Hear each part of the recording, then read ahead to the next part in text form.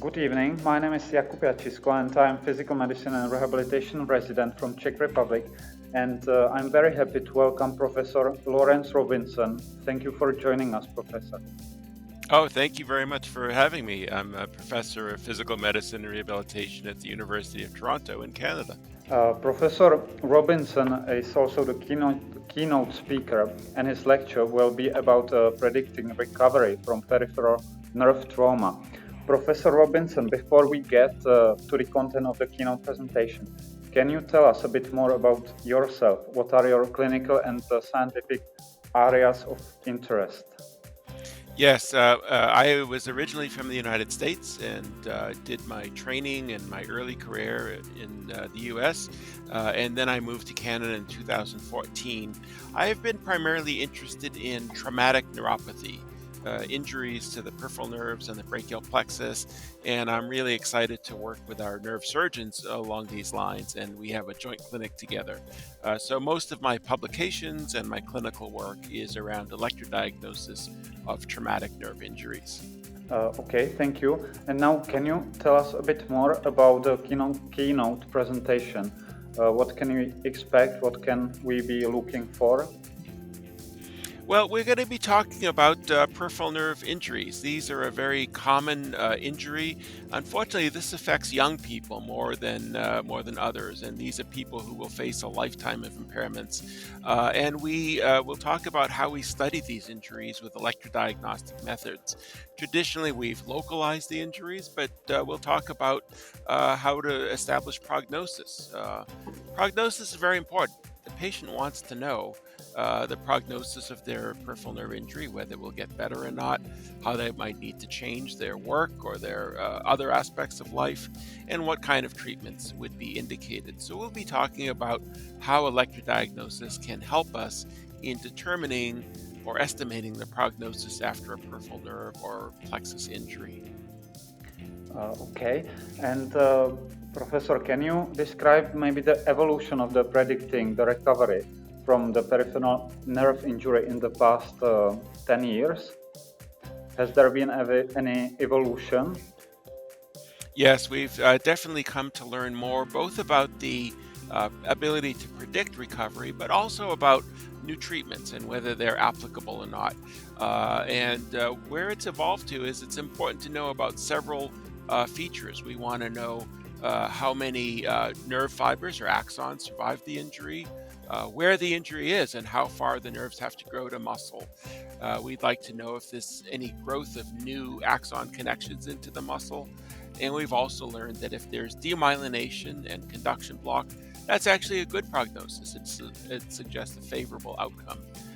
With our work with our nerve surgery colleagues, we've also learned to establish prognosis and establish whether a nerve transfer or a nerve procedure might work. The nerve transfer field is constantly evolving. We're learning new things all the time, and we're learning better how we can use our electrodiagnostic methods both to predict prognosis as well as to indicate which nerve procedures might be of use. And despite the EMG, is there any other method that can help us to evaluate the recovery? For example, ultrasound examination. Is it useful in predicting the recovery from the peripheral nerve injury? Yes, that's a great point. There are multiple features we need to take into account to predict recovery after nerve injury. Of course, there's the clinical examination, and if we start to see new strength evolving in the distribution of a nerve or a part of the brachial plexus, that suggests a good prognosis. In the electrodiagnosis we talked about, the imaging is really complementary to the electrodiagnosis. We can often see if there's discontinuity in the nerve structure, and if there is, then that would suggest surgery is clearly indicated much earlier. We can see if there's swelling, and ultrasound can also help us localize the site of injury We've also evolved to the point where we start with ultrasound when we want to do imaging. We don't start with MRI because ultrasound, one can image the whole length of the nerve from the axilla to the hand or from the proximal lower limb to the distal.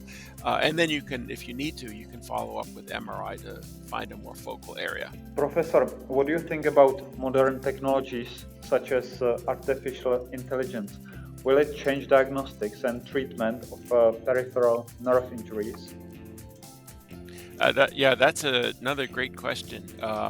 Artificial intelligence is making some great headway in certain types of diagnostics, and the things that I know from other fields is where you don't have AI alone, but you use AI to support an expert in radiology or imaging of other types or whatever, then that's more effective. And I suspect that could help us in the future if we use AI to help support our thinking about peripheral nerve injuries and brachial plexus injuries.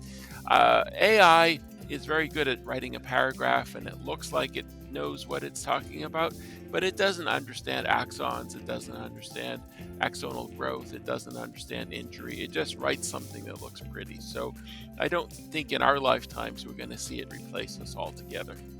At least I hope not.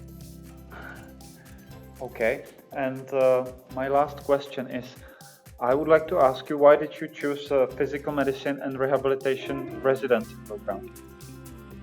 Oh, yes, that's a great question. So when I was a medical student, and this was back in the early 1980s, I was thinking about what kind of field would be of interest. And I must say I liked neurology, but at that time there were not many interventions that could really make substantial improvements in the patient's outcome. But I did like the puzzle, solving the puzzle, where we're trying to figure out where the injury or the lesion might be. And I also liked psychiatry at the time, where we understood how to work with patients and improve their mental health. And at the time, physiatry, or physical medicine and rehabilitation, offered really the best of both worlds. We get to work with patients in a holistic fashion. We still work with the nervous system and appreciate all those interesting puzzles, but most importantly, we make a difference in people's lives. So pretty much everyone that you and I will meet with a disability or an impairment, we can make a difference for. It doesn't mean that we cure everyone, but we can make a difference in their function and in their lives. Yes, indeed. Okay, Professor, thank you for your time, and I'm looking forward for your lecture. I'm looking forward. I'm leaving for Colombia early tomorrow morning, and looking forward to participating in the ISPRM. Thank you, and hopefully I'll see you in person there.